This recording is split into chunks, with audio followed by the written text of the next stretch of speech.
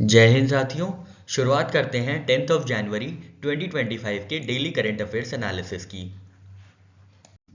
Ministry of home affairs ने E student visa and E student X visa launch किया है foreign students के लिए। तो आपको याद रखना है कि सबसे पहले तो ये देखना है कि ये मिनिस्ट्री ऑफ होम अफेयर्स की पहल है, ठीक है। ये मिनिस्ट्री ऑफ होम अफेयर्स का इनिशिएटिव है। स्टूडेंट देख के आप कंफ्यूज ना हो जाइएगा, आपको लगेगा कि ये मिनिस्ट्री ऑफ एजुकेशन का इनिशिएटिव है या मिनिस्ट्री ऑफ एजुकेशन की कोई योजना है। तो नहीं, ये मिनिस्ट्री ऑफ होम अफेयर्स की ये एक स्कीम है या एक इनिशिएटिव है, जिसके अंतर्गत जो फॉरेन स्टूडेंट्स हैं, जो बाहर के बच्चे हैं, जो बाहर देश के विद्यार्थी हैं, उनको क्या प्रोवाइड किया जाएगा? उनको ई स्टूडेंट वीज़ा और ई स्टूडेंट्स एक्स वीज़ा प्रोवाइड किया जाएगा, ठीक है। अब हम लोग देखेंगे ई स्टूडेंट वीज़ा किसको दिया जाएगा और ई स्टूडेंट एक्स वीज़ा किसको दिया जाएगा। तो ये लॉन्च हुआ है 5 जनवरी 2025 को, ठीक है। ये याद रखना है आपको। इसका ऑब्जेक्टिव क्या है? तो वीज़ा मिलने से क्या होता है? वीज़ा मिलने से जैसे अगर हमको यूनाइटेड स्टेट्स जाना है तो हमको पहले यूनाइटेड स्टेट्स को बताना पड़ेगा कि हम आ रहे हैं, मेरे आने के ऑब्जेक्टिव ये है, यहाँ यहाँ घूमेंगे, तब वो हमको वीज़ा और फिर हमको वीज़ा अप्लाई करना पड़ेगा। फिर वो वीज़ा क्या करते हैं? अप्रूव करते हैं, ठीक है। तो वीज़ा क्या करता है? एक तरीके से एंट्री बैरियर हटा देता है किसी भी कंट्री में विजिट करने के लिए, ठीक है। तो अब इसमें क्या होगा? स्टूडेंट्स के लिए जो एंट्री बैरियर लगा हुआ है वो हट जाएगा और फॉरेन स्टूडेंट्स इंडिया में आके एजुकेशन सिस्टम में पार्टिसिपेट कर सकते हैं, एकेडमिक इंस्टीट्यूशंस में पार्टिसिपेट कर सकते हैं, एनरोल हो सकते हैं, ठीक है। तो ये क्या करेगा? ये फैसिलिटेट करेगा फॉरेन स्टूडेंट्स का जो भी हायर एजुकेशन परस्यू करना चाहते हैं इंडियन एकेडमिक इंस्टीट्यूशंस में थ्रू स्पेशलाइज्ड वीज़ा कैटेगरीज, ठीक है। तो अब क्या होगा? फॉरेन स्टूडेंट्स इस वीज़ा के अंतर्गत, इस वीज़ा पोर्टल से अपना वीज़ा अप्रूव करा सकते हैं, ठीक है। स्टूडेंट्स क्या होंगे? जो foreign students Indian academic institutions में हायर एजुकेशन के लिए आना चाहते हैं, इंडिया विजिट करना चाहते हैं, तो वो ई स्टूडेंट वीज़ा और ई स्टूडेंट एक्स वीज़ा को यूज़ करके वो भारत आ सकते हैं, ठीक है। अब दो तरीके के वीज़ाज हैं हमने देखा। तो ई स्टूडेंट वीज़ा कौन सा है? तो वो उनके लिए है जो एलिजिबल फॉरेन स्टूडेंट्स हैं जिन्होंने स्टडी इन इंडिया पोर्टल में रजिस्टर किया है, ठीक है। अभी हम देखेंगे स्टडी इन इंडिया ये कौन सी स्कीम है, ठीक है। तो जो भी बच्चे, जो भी foreign students study in India portal में रजिस्टर्ड हैं वो एलिजिबल हो जाते हैं ई स्टूडेंट वीज़ा के लिए, ठीक है। अब ई स्टूडेंट एक्स वीज़ा कौन सा है? तो जो डिपेंडेंट्स होंगे ई स्टूडेंट वीज़ा होल्डर्स के, उनको एक्स वीज़ा दिया जाएगा, ठीक है। ई स्टूडेंट एक्स वीज़ा, ठीक है। एक्स से याद रखिएगा, ये डिपेंडेंट्स को मिलेगा, किसके? ई स्टूडेंट वीज़ा के। और ई स्टूडेंट वीज़ा किसको मिलेगा? जो भी रजिस्टर होंगे स्टडी इन इंडिया पोर्टल में, ठीक है। तो ये हो गया टाइप्स ऑफ वीज़ाज इंट्रोड्यूस। ये दो तरीके के वीज़ा इंट्रोड्यूस हुए हैं, ठीक है। एलिजिबिलिटी क्या क्या होगी? तो जो फॉरेन नेशनल एनरोल्ड है full time undergraduate, postgraduate या पीएचडी या कोई और फॉर्मल प्रोग्राम में at any institution recognise by Indian regulatory bodies, ठीक है। तो इंडियन एकेडमिक इंस्टीट्यूशन में कोई भी फॉरेन नेशनल अगर एनरोल है यूजी प्रोग्राम में, पीजी प्रोग्राम में, पीएचडी प्रोग्राम में, तो उसको दिया जा सकता है वीज़ा, वो एलिजिबल है वीज़ा, ई स्टूडेंट वीज़ा के एप्लीकेशन के लिए, अप्रूवल के लिए, ठीक है। Student must apply after receiving an admission offer from an SII partner institute, ठीक है। तो यहाँ पे क्या होगा? स्टूडेंट को तुरंत ही अप्लाई करना पड़ेगा जैसे ही एडमिशन उसको ऑफर किया जाएगा स्टडी इन इंडिया पर, study in India partner institute में, ठीक है।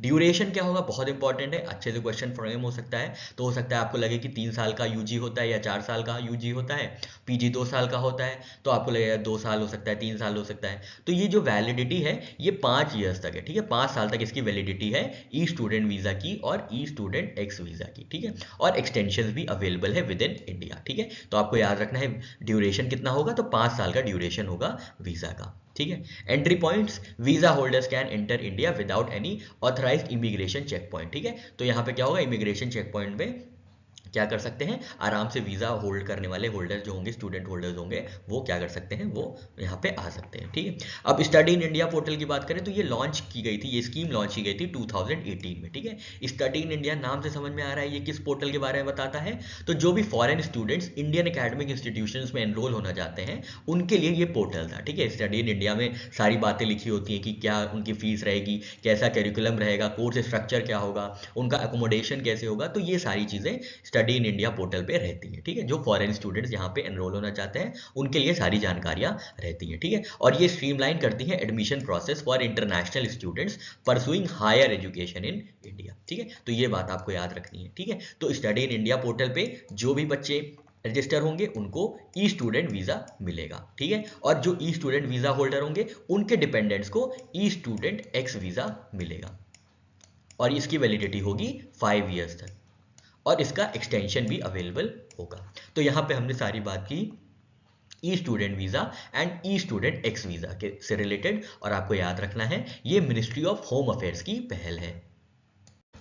चेन्नई में लॉन्च किया गया है एशिया का लार्जेस्ट शैलो वेव बेसिन। ठीक है, शैलो वेव बेसिन क्या है, तो ये कोस्टल इंजीनियरिंग का पार्ट है। तो बस आपको इतना याद रखना है कि शैलो वेव बेसिन कहाँ पे इनॉग्रेट किया गया है, तो यह आईआईटी मद्रास में किया गया है। ठीक है, IIT Madras at its discovery campus in Thaiyur, Chennai. ठीक है, तो आजकल काफ़ी ज़्यादा स्पेसिफिक्स पूछे जा रहे हैं, इसलिए आपको थोड़ी थोड़ी छोटी छोटी डिटेल भी याद रखनी है। आपको याद रखना है कि एशिया का लार्जेस्ट शैलो वेव बेसिन कहाँ पे इनॉग्रेट किया गया है, तो ये आईआईटी मद्रास में किया गया है। कौन से कैंपस में, discovery campus at Thaiyur in Chennai. Date कब ये लॉन्च किया गया था, तो जनवरी 9 2025 को लॉन्च किया गया था। लोकेशन हमने देखा डिस्कवरी कैंपस थयूर चेन्नई में। इसका पर्पस क्या होगा, तो ये एड्रेस करेगा कॉम्प्लेक्स कोस्टल इंजीनियरिंग चैलेंजेस। ठीक है, तो शैलो वेव बेसिन क्या करेगा, ये कोस्टल इंजीनियरिंग चैलेंजेस को डील करेगा और मरीन साइंस और इंजीनियरिंग को प्रमोट करेगा। बस इतना याद रखना है, बाकी कुछ ज़्यादा आपसे नहीं पूछेगा। कोलैबोरेटर्स कौन है इसमें, तो national technology centre for ports waterways and coast, ministry of shipping यहाँ पे कोलैबोरेटिंग पार्टनर है।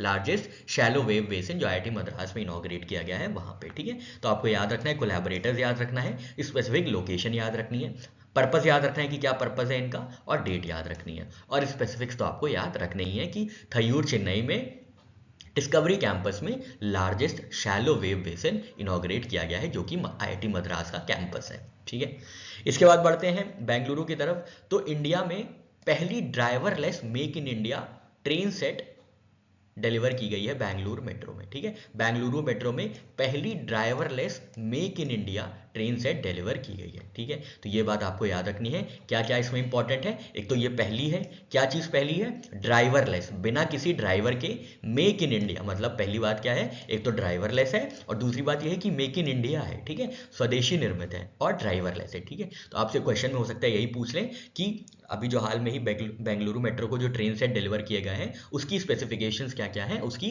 फैसिलिटीज़ क्या क्या हैं, या उसमें यूनिक फीचर्स क्या क्या हैं। तो आपको याद रखना है यूनिक फीचर्स क्या है, एक तो ये ड्राइवरलेस है, दूसरा यूनिक फीचर है make in India train set है। अब आप सोच रहे होंगे मेक इन इंडिया है तो कहाँ बना होगा, तो अभी हम लोग ये सारी जानकारी देखेंगे। डिलीवर्ड बाय किसके द्वारा डिलीवर किया गया है, मतलब किसके द्वारा बनाया गया है ये, तो ये टीटागढ़ रेल सिस्टम लिमिटेड ने ये बनाया है। ठीक है, टीटागढ़ रेल सिस्टम ने ये बनाया है, ये वेस्ट बंगाल में आता है। ठीक है, वेस्ट बंगाल में स्थित टीटागढ़ रेल सिस्टम लिमिटेड ने इंडिया की पहली driverless make in India train set supply की है, डिलीवर की है बेंगलुरु मेट्रो को। कौन रेसिपिएंट रहे हैं, किन्होंने रिसीव किया है, तो अभी हमने देखा Bengaluru metro rail corporation limited ने इसको रिसीव किया है, इंडिया की पहली driverless make in India train set. कहाँ पे बनी है, Titagarh railway system limited, west Bengal में। सिग्निफिकेंस क्या है, तो हमने आपको बताया इंडिया की पहली driverless made in India train set है। कंस्ट्रक्शन की डिटेल्स आपको नहीं याद रखना है, बस ये याद रखना है टीटागढ़ रेल सिस्टम कहाँ है, तो ये उत्तरपारा वेस्ट बंगाल में स्थित है। वर्ल्ड की ओल्डेस्ट लिविंग पर्सन बन गई है सिस्टर इना लूकस। सिस्टर इना लूकस ये वर्ल्ड की ओल्डेस्ट लिविंग पर्सन बन गई हैं। बहुत बार ऐसे क्वेश्चंस वन लाइनर टाइप के पूछ लिए जाते हैं आपके एग्जाम में। ठीक है, आराम से पढ़ना है इसको और बहुत अच्छे से आपको याद हो जाएगा, एक दो बार पढ़ेंगे एकदम दिमाग में बैठ जाएगा। तो आपको याद रखना है सिस्टर इना लूकस जो है वो वर्ल्ड की ओल्डेस्ट लिविंग पर्सन बनी है। इनका नाम क्या है, सिस्टर इना कैरबारो लूकस। एज क्या है इनकी, जो ये सबसे बड़ी वृद्ध महिला बनी है, सबसे वृद्ध महिला, तो ये है 116 वर्ष की। ठीक है, जनवरी 2025 में इनकी जो आयु है ये 116 वर्ष की है। इनका जन्म कब हुआ था, बर्थ कब हुआ था इनका, तो 1908 में हुआ था। याद रखना है आपको 1908 में इनका जन्म हुआ था। कहाँ पे जन्म हुआ था, तो ब्राजील में जन्म हुआ था। ठीक है, तो ये ब्राजील की हैं जिनकी उम्र 116 वर्ष है, जन्म हुआ था इनका 1908 में। नाम क्या होता है, नाम होता है सिस्टर इना लूकास। प्रोफेशन क्या है, तो ये नन है, टीचर है, प्रोफेसर है, सेक्रेटरी है। बाकी तो ये सब जो माइलस्टोन्स इन लॉन्जिविटी ये सब बातें आप देख सकते हैं। पर इनको कब रिकॉग्नाइज किया गया था as world oldest living person, तो ये देखते हैं। दिसंबर 29 2024 को इनको रिकॉग्नाइज किया गया था, सिस्टर इना लूकस को रिकॉग्नाइज किया गया था as world oldest living person. तो याद रखना है आपको 29 दिसंबर 2024 को इनको रिकॉग्नाइज किया गया था as world oldest living person. क्या नाम है इनका, सिस्टर इना लूकस, 116 वर्ष की हैं, जन्म हुआ था इनका 1908 में, बर्थ प्लेस है इनकी ब्राज़ील, प्रोफेशन है नन, और इनको कब रिकॉग्नाइज किया गया था एज ओल्डेस्ट लिविंग पर्सन, तो दिसंबर 29 2024 में इनको रिकॉग्नाइज किया गया था। स्टेट न्यूज़ की बात करें तो असम ने लॉन्च किया है गुणोत्सव 2025। तो सबसे पहले आपको यह देखना है कि गुणोत्सव 2025 किस राज्य का इनिशिएटिव है, किस राज्य की एक पहल है। तो ये असम की पहल है, ठीक है। अब हमने ये देख लिया कि ये असम की पहल है, तो इसमें क्या होगा ये देख लेते हैं। तो इसमें क्या किया जाएगा, इसमें क्वालिटी ऑफ एजुकेशन को इंप्रूव किया जाएगा, उसको असेस किया जाएगा। थीम होती है इंश्योरिंग क्वालिटी एजुकेशन। तो गुणोत्सव क्या करेगा, ये असेस करेगा ये प्रोग्राम और इंप्रूव करेगा quality of education for 14 lakh students across Assam. आपको याद रखना है असम ने लॉन्च किया है गुणोत्सव 2025। गुणोत्सव क्या करेगा, तो ये असेस करेगा ये प्रोग्राम और इंप्रूव करेगा क्वालिटी ऑफ एजुकेशन। लॉन्च किया गया था 6 जनवरी 2025 को। नेक्स्ट स्टेट की बात करें तो बीमा सखी योजना लॉन्च की गई है गोवा में। याद रखना है आपको, बीमा सखी योजना कहाँ पे लॉन्च की गई है, ये गोवा में लॉन्च की गई है बीमा सखी योजना। कब लॉन्च की गई थी, 7 जनवरी 2025 को लॉन्च की गई थी। अब बीमा है, सखी है, ठीक है, और योजना है। योजना मतलब स्कीम हो गया, सखी मतलब फ्रेंड, और बीमा मतलब इंश्योरेंस, ठीक है। सखी कौन होती है, सखी होती है जो फीमेल फ्रेंड होती है वो सखी होती है। जैसे सखा होते हैं मेल फ्रेंड, तो सखी होती है फीमेल फ्रेंड। बीमा मतलब इंश्योरेंस। तो जो भी इंश्योरेंस एजेंट्स रहेंगे, जो भी फीमेल इंश्योरेंस एजेंट्स रहेंगी, उनको एम्पावर करने के लिए, उनको ट्रेनिंग देके एम्पावर करने के लिए बीमा सखी योजना लॉन्च की गई है। कहाँ पे लॉन्च की गई है, गोवा में लॉन्च की गई है। तो इसका ऑब्जेक्टिव क्या होगा, हमने आपको बताया ये बीमा से संबंधित जो भी है ट्रेनिंग, इनको ट्रेनिंग दी जाएगी और फिर इनको एम्पावर किया जाएगा ताकि इंश्योरेंस कवरेज को एक्सपैंड किया जा सके। ऑब्जेक्टिव क्या है, empower women by training them to become LIC agent. तो यहाँ पे किस इंश्योरेंस की बात हो रही है, LIC एजेंट बनने की बात हो रही है। तो यहाँ पे जो फीमेल फ्रेंड्स है, जो सखी हैं, उनको क्या किया जाएगा, उनको LIC एजेंट्स बनने की ट्रेनिंग दी जाएगी और उसके बाद वो लोग इंश्योरेंस सेल करेंगी और इंश्योरेंस कवरेज एक्सपैंड करेंगी। ये बात हो गई बीमा सखी योजना की। एलिजिबिलिटी क्राइटेरिया देख लीजिए, 18 से 70 वर्ष के जितनी भी महिला होंगी वो सब क्लास 10th पास हैं, और 18 से 70 के बीच की जितनी भी महिला होंगी 10th पास, वो सब बीमा सखी योजना के लिए एलिजिबल हो जाती हैं। बाकी training details, stipend, career growth, government goal, ये सब इतना ज़रूरी नहीं है, हमने मूलभूत चीज़ें कवर कर ली हैं। बीमा सखी योजना कहाँ की योजना है ये, तो ये गोवा की योजना है। इसके अंतर्गत क्या होगा, इसमें जो फीमेल या जो भी महिलाएं हैं उनको LIC एजेंट बनने की ट्रेनिंग दी जाएगी और उससे उनका एम्पावरमेंट होगा, वो इंश्योरेंस सेल करेंगी और अपने इंश्योरेंस कवरेज बढ़ाएंगी और इंडिपेंडेंट होंगी। एलिजिबिलिटी क्राइटेरिया आप देख लीजिए, 18 और 70 के बीच जितनी भी महिलाएं हैं क्लास 10th पास, वो सारी एलिजिबल हो जाती हैं बीमा सखी योजना के लिए। फिर कर्नाटक की बात करते हैं तो Karnataka state road transport corporation ने लॉन्च किया है आरोग्य scheme for cashless medical treatment, ठीक है।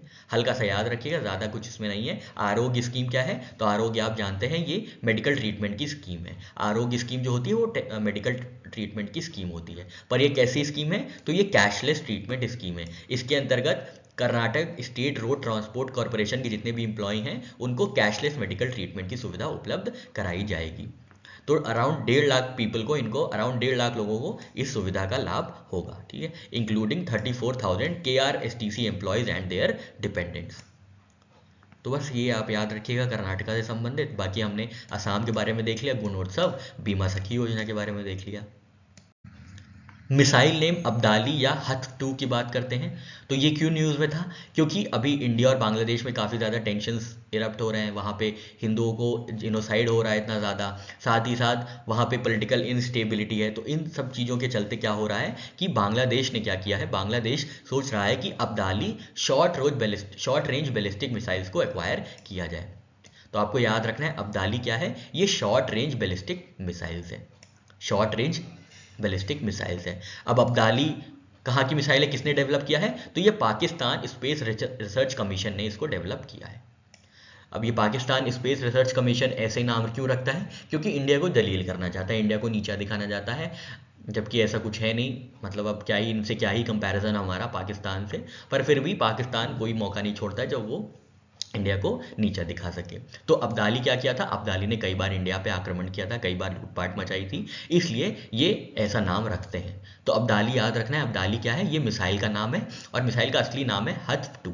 इसको डेवलप किसने किया है, पाकिस्तान स्पेस रिसर्च कमीशन ने डेवलप किया है। इसका टाइप क्या है, तो शॉर्ट रेंज बैलिस्टिक मिसाइल है, ठीक है, शॉर्ट रेंज बैलिस्टिक मिसाइल है। रेंज होती है इसकी 180 से 200 किलोमीटर तक की रेंज होती है। हाईली एक्सप्लोजिव है। गाइडेंस सिस्टम कैसा होता है, इनर्शियल गाइडेंस सिस्टम है, ठीक है, इनर्शियल गाइडेंस सिस्टम है। बस आपको इतना याद रखना है, और उससे ज़्यादा रिलेटेड ये जो बहुत ज़्यादा टेक्निकल डिटेल्स आपके सामने हैं, आप इसको इग्नोर कर सकते हैं। बस आपको ये याद रखना है, अब्दाली या हत्फ 2 कहाँ की मिसाइल है, तो ये पाकिस्तान की मिसाइल है। इसका टाइप देख लीजिए, तो ये शॉर्ट रेंज बैलिस्टिक मिसाइल है। रेंज देख लीजिए 180 से 200 किलोमीटर तक है। और रीज़न देख लीजिए ये न्यूज़ में क्यों थी, क्योंकि इंडिया बांग्लादेश रिलेशंस में जो टेंशन्स चल रही हैं अभी, उसमें उसके बीच क्या हुआ है, बांग्लादेश ने सोचा है कि Abdali short range ballistic missiles को एक्वायर कर लिया जाए। इंटरनेशनल अफेयर्स की बात करें तो इंडिया और यूएस ने कोलैबोरेट किया है सोनो बॉयज़ प्रोडक्शन के लिए, ठीक है। तो आपको याद रखना है, इंडिया और यूएस कोलैबोरेट कर रहे हैं सोनो बॉय प्रोडक्शन के लिए। अभी हम देखते हैं सोनो बॉय क्या है। अब इसका प्रोनाउंसिएशन जो भी हो आप बस देख लीजिएगा, ये सोनो बॉय प्रोडक्शन है। किसके लिए ये प्रोड्यूस किया जाएगा, तो इंडियन नेवी के लिए ये प्रोड्यूस किया जाएगा सोनो बॉय। कोलैबोरेशन पार्टनर्स कौन कौन से हैं, तो इंडिया और यूएस है। पर इंडिया और यूएस में कौन कौन से एंटिटीज़ हैं जो कि पार्टनरशिप करेंगी, तो अल्ट्रा मरीन है जो यूनाइटेड स्टेट्स की है, और इंडिया की भारत डायनेमिक्स लिमिटेड, ठीक है। तो आपको थोड़ा सा सतह से निकल के थोड़ा सा डीप में जाना है करंट अफेयर्स पढ़ने के लिए। तो यहाँ पे हमने देखा इंडिया और यूएस ने कोलैबोरेट किया है सोनो बॉय प्रोडक्शन के लिए इंडियन नेवी के लिए। अब कोलैबोरेशन पार्टनर्स कौन से हैं, ये तो कंट्रीज हो गई। कोलैबोरेटिंग एंटिटीज कौन सी हैं, तो अल्ट्रा मरीन है जो यूएस की कंपनी है या यूएस की एंटिटी है, और इंडिया की तरफ से भारत डायनेमिक्स लिमिटेड ने इसके साथ कोलैबोरेट किया है। गोल क्या है, तो ये क्या करेंगे, को प्रोड्यूस करेंगे sonobuoys for Indian navy following US navy standards. US navy standards को फॉलो करते हुए इंडियन नेवी के लिए सोनो बॉयज का प्रोडक्शन किया जाएगा। प्रोडक्शन मॉडल क्या होगा, तो ये जानने की जरूरत नहीं है। पर्पस क्या होता है सोनो बॉयज का, ये इंपॉर्टेंट है कि ये काम क्या करता है सोनो बॉय। तो ये क्या करता है, ये सबमरीन्स को डिटेक्ट करता है, ठीक है, सबमरीन्स को डिटेक्ट करता है। सबमरीन जानते हैं ना आप, तो पानी के अंदर चली जाती हैं और बहुत स्किल्ड टेक्नोलॉजी का प्रयोग करके, मतलब उसको क्या नहीं किया जा सकता, डिटेक्ट नहीं किया जा सकता सबमरीन्स को, उनके पास ऐसी टेक्नोलॉजी होती है। तो सबमरीन्स को डिटेक्ट कर लिया जाए, इसलिए सोनो बॉयज का प्रोडक्शन हो रहा है। इससे क्या होगा, मैरीटाइम सिक्योरिटी बढ़ेगी और अंडर सी डोमेन अवेयरनेस का भी एक्सपेंशन होगा। तो आपको सोनो बॉयज का पर्पस पता चल गया, डिटेक्ट करना सबमरीन्स इन दी ओशन। इसका अनाउंसमेंट किसने किया था इस पार्टनरशिप का, तो इस पार्टनरशिप का अनाउंसमेंट किया था यूएसए के नेशनल सिक्योरिटी एडवाइजर हैं जेक सुलेवान। उन्होंने इस पार्टनरशिप का अनाउंसमेंट किया था। ऑब्जेक्टिव हमने देख लिया, मैन्युफैक्चर करना और सप्लाई करना सोनो बॉयज़ को यूएस नेवी स्टैंडर्ड्स के अनुसार इंडियन नेवी को। ये जो बनेगी सोनो बॉयज़, ये इंडियन नेवी के लिए बनेगी, ना कि यूएस नेवी के लिए। हो सकता है आपको एग्जाम में फंसा दे कि ये जो सोनो बॉयज़ हैं ये यूएस नेवी के लिए बनेगी और ये इंडियन नेवी के लिए भी बनेगी। नहीं, आपको याद रखना है यूएन नेवी का स्टैंडर्ड फॉलो करेगी यूएस नेवी का, और इंडियन नेवी को ये मतलब मिलेगा। ये जो प्रोडक्ट है ये इंडियन नेवी रेसिपिएंट होगा इस प्रोडक्ट का, फॉलोइंग यूएस नेवी स्टैंडर्ड्स, ठीक है। किस इनिशिएटिव के अंदर, तो यूएस इंडिया के आईसीईटी इनिशिएटिव के अंदर इसका कोलैबोरेशन किया जा रहा है। कहाँ पे बनेगा, अब हमने देखा था सोनो बॉयज़ कहाँ बनेंगे, ये भी इंडिजिनसली मैन्युफैक्चर होंगे विशाखापट्टनम में, आंध्र प्रदेश, भारत डायनेमिक लिमिटेड की फैसिलिटी में, ठीक है। तो आपको ये याद रखना है कहाँ पे बनाया जाएगा, मैन्युफैक्चर किया जाएगा, तो ये विशाखापट्टनम आंध्र प्रदेश में बीडीएल की फैसिलिटी है, वहाँ पे मैन्युफैक्चर किया जाएगा। तो ये जो सोनो बॉय है ये कंपैटिबल किसके साथ होगा, ये यूएस नेवी के साथ होगा, क्योंकि यूएस नेवी का स्टैंडर्ड फॉलो कर रहा है। इंडियन नेवी के लिए होगा P8 MH-60R MQ-9B सी गार्डियन एयरक्राफ्ट। तो ये कुछ फोर्स एयरक्राफ्ट्स हैं, उनके साथ ये कंपैटिबल होगा। तो बस आपको इतना याद रखना था और इससे ज़्यादा अब इन्फॉर्मेशन रिक्वायर्ड नहीं है। भारत डायनेमिक्स लिमिटेड के बारे में बात कर लें तो इसके जो CMD हैं, चीफ एंड मैनेजिंग डायरेक्टर, वो है commodore A Madhav Rao. Headquarters है हैदराबाद तेलंगाना, इस्टेब्लिश किया गया था 1970 में। तो यहाँ पे हमारे ये इंडिया यूएस कोलैबोरेशन की पूरी इन्फॉर्मेशन कंप्लीट होती है। किसके लिए कोलैबोरेशन किया जा रहा है, सोनो बॉय के लिए। सोनो बॉय क्या करता है, ये डिटेक्ट करते हैं submarines in the ocean. Collaborating partners कौन से हैं, अल्ट्रा मरीन है यूएस का और भारत डायनेमिक्स लिमिटेड है इंडिया का। ये कहाँ बनाई जाएगी, तो ये विशाखापट्टनम आंध्र प्रदेश में बनाई जाएगी। ये इंडियन नेवी को मिलेगी, ये जो प्रोडक्ट होगा ये इंडियन नेवी को मिलेगा और ये प्रोडक्ट फॉलो करेगा यूएस नेवी स्टैंडर्ड्स। इसका अनाउंसमेंट किसने किया था? इसका अनाउंसमेंट किया था जेक सुलिवान ने, जब वो अपनी विजिट पे आए थे इंडिया में 5-6 जनवरी 2025 को। और वो यूएस के एनएसए हैं, आपको ये याद रखना है। भारत डायनेमिक्स लिमिटेड कब फॉर्म हुआ था? तो 1970 में फॉर्म हुआ था। मीटी ने पार्टनर किया है आईआईटीज के साथ for skill development to boost semiconductor sector. तो इसमें देखिए 3 डायमेंशन है। सबसे पहले तो मीटी है। मीटी क्या है? तो मीटी है ministry of electronics information and technology. Ministry of electronics information technology ने किसके साथ पार्टनरशिप की है? आईआईटीज के साथ। आईआईटीज के साथ पार्टनरशिप की है। किस चीज़ के लिए? स्किल डेवलपमेंट के लिए। किस सेक्टर में स्किल डेवलपमेंट के लिए? तो सेमीकंडक्टर सेक्टर में स्किल डेवलप करने के लिए मीटी ने पार्टनरशिप की है आईआईटी के साथ।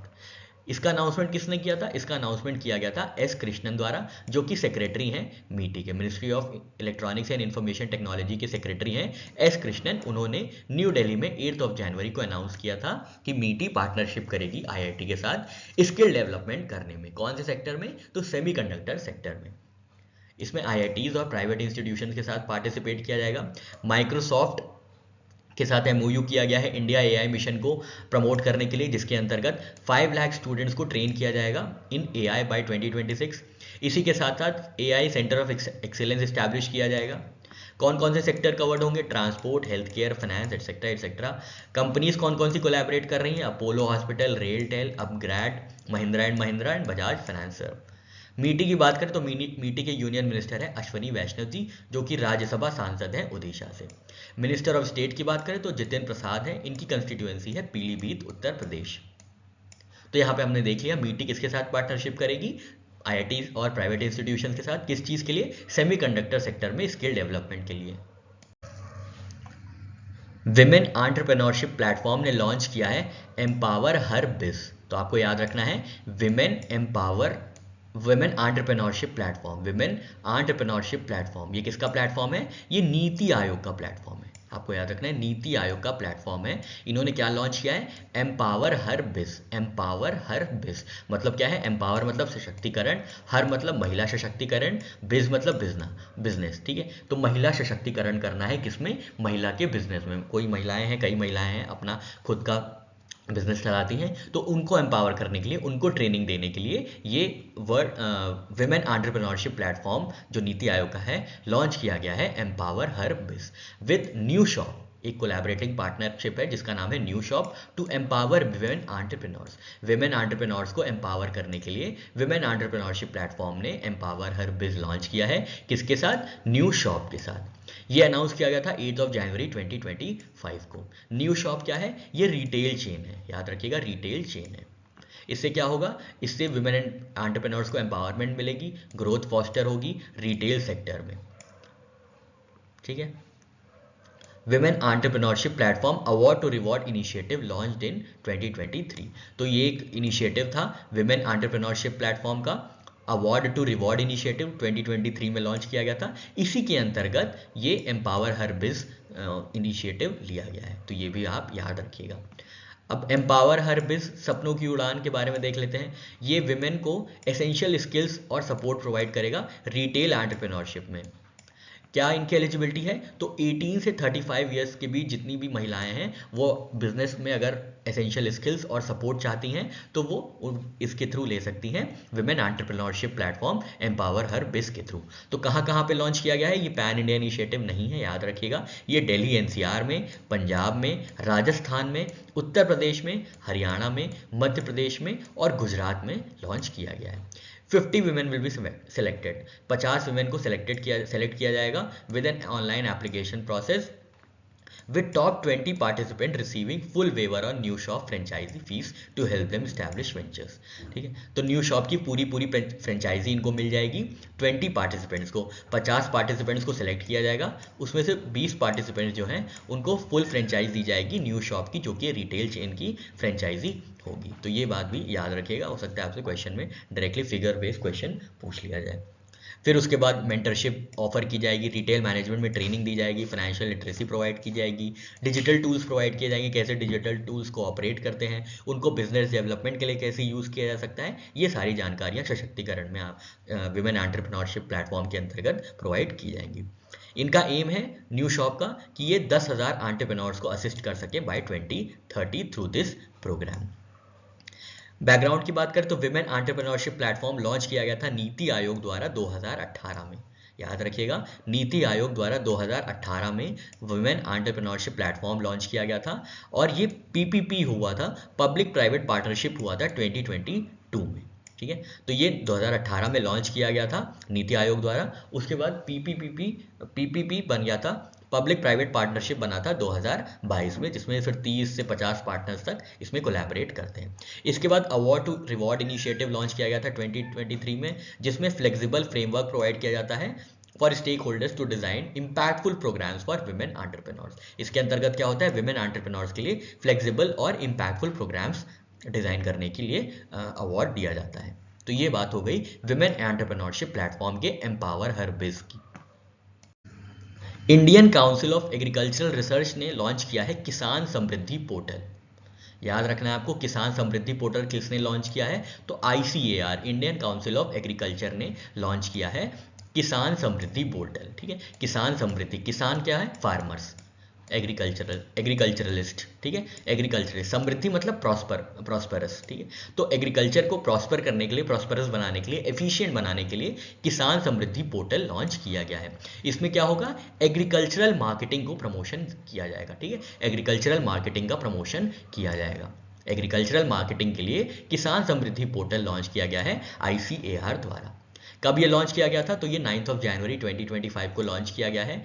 किसने लॉन्च किया है, तो डॉक्टर हिमांशु पाठक हैं, जो कि डायरेक्टर जनरल है ICAR के। उन्होंने इसके बारे में जानकारी दी थी, उन्होंने इसका अनाउंसमेंट किया था कि ICAR लॉन्च करेगा एग्रीकल्चरल मार्केटिंग प्लेटफॉर्म, जिसका नाम होगा किसान समृद्धि प्लेटफॉर्म। कब ये लॉन्च किया गया है, तो ये 109th फाउंडेशन डे पे लॉन्च किया गया है। ICAR के 109th फाउंडेशन डे पे ये लॉन्च किया गया है। कहाँ पे, किसके 109th फाउंडेशन डे पे, तो ICAR central plantation crop research institute Kasaragod Kerala में ये इसका 109वां फाउंडेशन डे था, जिसके उपलक्ष्य में किसान समृद्धि पोर्टल को लॉन्च किया गया था। तो ये बात आपको याद रखनी है, किसका 109th फाउंडेशन डे था, तो central plantation crop research institute. Central plantation crop research institute कहाँ स्टैब्लिश्ड है, तो ये कासरगोड केरला में है। कासरगोड केरला में ये स्थित है। यहाँ पे किसान समृद्धि पोर्टल डॉक्टर हिमांशु पाठक जी द्वारा, जो कि डायरेक्टर जनरल है ICAR के, वहाँ पे लॉन्च किया गया था। ऑब्जेक्टिव क्या है, तो ऑब्जेक्टिव इसका ये है कि एग्रीकल्चरल मार्केटिंग को एफिशिएंट बनाया जाए। क्या किया जाएगा, फार्मर्स को डायरेक्टली कनेक्ट किया जाएगा एग्री एंटरप्रेन्योर से और कंज्यूमर्स से, जिससे ट्रांसपेरेंसी और एफिशिएंसी इंश्योर किया जाएगा। जैसे आपको कोई दाल खरीदनी है तो आप डायरेक्टली किसान से खरीद सकते हैं, आपको मंडी के थ्रू जाने की ज़रूरत नहीं है। और आप कोई एग्रीकल्चरल एंटरप्रेन्योर है, मान लीजिए आपकी ब्रेड की फैक्ट्री है, बिस्किट फैक्ट्री है, आटा चक्की वाली फैक्ट्री है, ऐसी कोई भी फैक्ट्री है आपकी, एग्रीकल्चरल एंटरप्रेन्योर हैं आप, तो आप डायरेक्ट फार्मर से ये सारी चीज़ें ले सकते हैं। अब की फीचर्स क्या है किसान समृद्धि पोर्टल के, तो इसको डेवलप किया गया है ICAR के agriculture technology application research institute ATARI, Bengaluru, Karnataka के द्वारा। मैनेजमेंट किसके पास होगा, तो this will be operated by ICAR का किसान विज्ञान केंद्र है केरला में, वो इसको मैनेज करेगा। और ये पोर्टल ऑपरेट करेगा कर्नाटक, केरला और लक्षद्वीप में, facilitating direct online sales of agricultural products. इसी के साथ साथ डिजिटल व्यापार नेटवर्क भी डिज़ाइन किया गया है। ठीक है, इसके अंतर्गत क्या होगा, इससे जितने भी कृषि विज्ञान केंद्र हैं उनको कनेक्ट किया जाएगा। तो याद रखिएगा, design to scale and connect all KVKs across 11 ICAR ATARI centres in India. तो जितने भी कृषि विज्ञान केंद्र हैं ICAR अटारी के अंतर्गत, उनको क्या किया जाएगा, दिव्यांग से कनेक्ट किया जाएगा, डिजिटल व्यापार नेटवर्क से कनेक्ट किया जाएगा। तो हमने देखा इसके बारे में, किसान समृद्धि पोर्टल के बारे में। एक बार जल्दी से देख लेते हैं क्या क्या देखा। जनवरी 9, 2025 में इसको लॉन्च किया गया था डॉक्टर हिमांशु पाठक जी द्वारा, जो कि डायरेक्टर जनरल है ICAR के। कब ये लॉन्च किया गया था, 109th फाउंडेशन डे पे। किसके 109th फाउंडेशन डे पे, central plantation crop research institute जो कि स्थित है कासरगोड केरला में, उसके 109वें फाउंडेशन डे पे किसान समृद्धि पोर्टल लॉन्च किया गया था। ऑब्जेक्टिव क्या है? एग्रीकल्चरल मार्केटिंग को प्रमोट करना, एग्रीकल्चरल मार्केटिंग को प्रमोट करना। किसान समृद्धि पोर्टल के फीचर्स की बात करें तो डेवलप किया गया है अटारी द्वारा। अटारी क्या है? ICAR का agriculture technology application research institute है। मैनेज किया जाएगा ICAR कृषि विज्ञान केंद्र जो कि पाटनामित्ता केरला में स्थित है, ये याद रखिएगा। और पोर्टल ऑपरेट कहाँ करेगा? कर्नाटक में, केरला में और लक्षद्वीप में। ऐसा नहीं कि ऑल इंडिया ऑपरेट करेगा, अभी ये थोड़े ही जगहों के लिए ऑपरेशनलाइज किया जाएगा।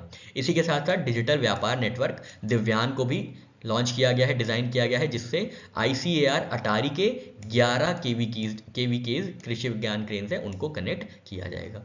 ICAR की बात करें तो डायरेक्टर जनरल हमने देखा डॉक्टर हिमांशु पाठक जी हैं। स्टैब्लिश हुआ था 1929 में, हेडक्वार्टर है न्यू दिल्ली में। अवार्ड्स एंड ऑनर्स की चर्चा करें तो मुंबई के CSMIA क्या है? छत्रपति शिवाजी महाराज इंटरनेशनल एयरपोर्ट को लेवल 5 का एक्रेडिटेशन मिला है। आपको याद रखना है ये पहला एयरपोर्ट बना है इंडिया का जिसको लेवल 5 का एक्रेडिटेशन मिला है। फ्रॉम कहाँ से मिला है? एयरपोर्ट काउंसिल इंटरनेशनल से।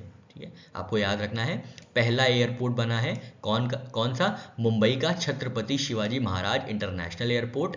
किस चीज़ के लिए पहला बना है? तो लेवल 5 का एक्रेडिटेशन मिलने के लिए। किससे मिला है? एयरपोर्ट काउंसिल ऑफ इंडिया से मिला है।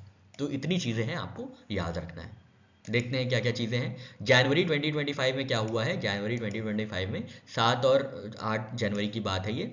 Mumbai based Chhatrapati Shivaji Maharaj international airport को इंडिया का पहला और वर्ल्ड का तीसरा एयरपोर्ट बनाया गया है जिसको लेवल 5 एक्रेडिटेशन प्राप्त है एयरपोर्ट काउंसिल इंटरनेशनल से। ये बात बहुत इंपॉर्टेंट है, याद रखिएगा। ये इंडिया का पहला है और विश्व का तीसरा ऐसा एयरपोर्ट है जिसको लेवल 5 एक्रेडिटेशन मिला है एयरपोर्ट काउंसिल इंटरनेशनल की तरफ से। क्यों मिला है? क्योंकि इनकी पैसेंजर सर्विस और ऑपरेशनल एक्सीलेंस बेहतरीन है, इसकी वजह से इनको लेवल 5 एक्रेडिटेशन मिला है। किसकी तरफ से? एयरपोर्ट काउंसिल इंटरनेशनल की तरफ से।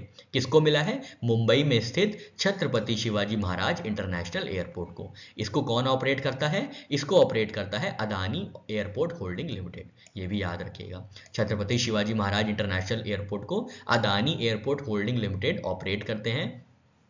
और ये पहला इंडिया का एयरपोर्ट और विश्व का तीसरा एयरपोर्ट बना है जिसको लेवल 5 एक्रेडिटेशन प्राप्त है एयरपोर्ट काउंसिल इंटरनेशनल से। किस लिए मिला है? बेहतरीन पैसेंजर सर्विस और ऑपरेशनलाइजेशन के लिए। ये बात भी याद रखिएगा। एयरपोर्ट काउंसिल इंटरनेशनल की चर्चा करें तो इसके डायरेक्टर जनरल हैं जस्टिन इराबाकी। हेडक्वार्टर्स है मॉन्ट्रियल, क्यूबेक, कनाडा। स्टैब्लिश किया गया था 1991 में। तो ये क्या करता है? ये रिप्रेजेंट करता है collective interest of airports world wide promoting excellence in aviation industry. Aviation industry में ऑपरेशनल एक्सीलेंस को प्रमोट करने के लिए इसका एस्टैब्लिशमेंट हुआ था एयरपोर्ट काउंसिल इंटरनेशनल का। हेडक्वार्टर्स है कनाडा। डायरेक्टर जनरल है जस्टिन इराबाकी। स्टैब्लिश किया गया था 1991 में।